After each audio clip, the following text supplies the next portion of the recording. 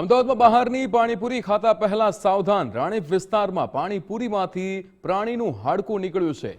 Ranip bus stand પાસેની લારીમાંથી હાડકું મળ્યું છે. કૃષ્ણા ભેલ પકોડી સેન્ટરનો આ વિડીયો વાયરલ થઈ રહ્યો છે, જ્યાં જાગૃત ગ્રાહકે આ વિડીયો બનાવીને સોશિયલ મીડિયામાં મૂક્યો હતો.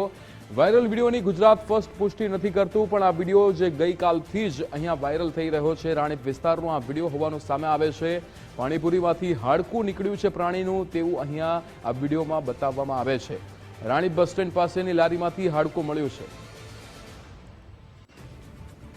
રીમા દોશી આપણી સાથે ફોન લાઈન પર જોડાઈ ગયા છે. રીમા, અહીંયા રાણીપ વિસ્તારમાંથી પાણીપુરીમાંથી પ્રાણીનું હાડકું મળ્યું હોય તો વિડીયો વાયરલ થઈ રહ્યો છે, શું વિગતો?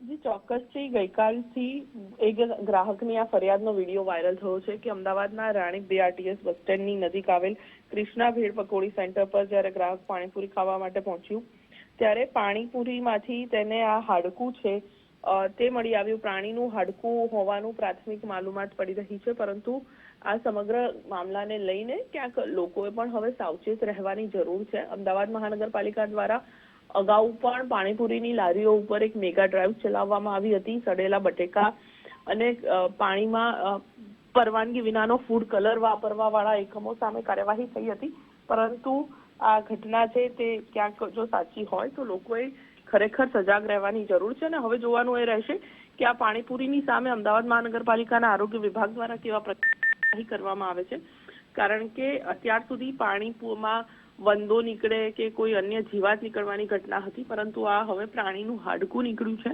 એટલે ચોક્કસથી લોકોએ પણ સજાગ થવાની જરૂર છે. જી બિલકુલ રીમા, સમગ્ર માહિતી સાથે જોડાવા બદલ આપનો આભાર.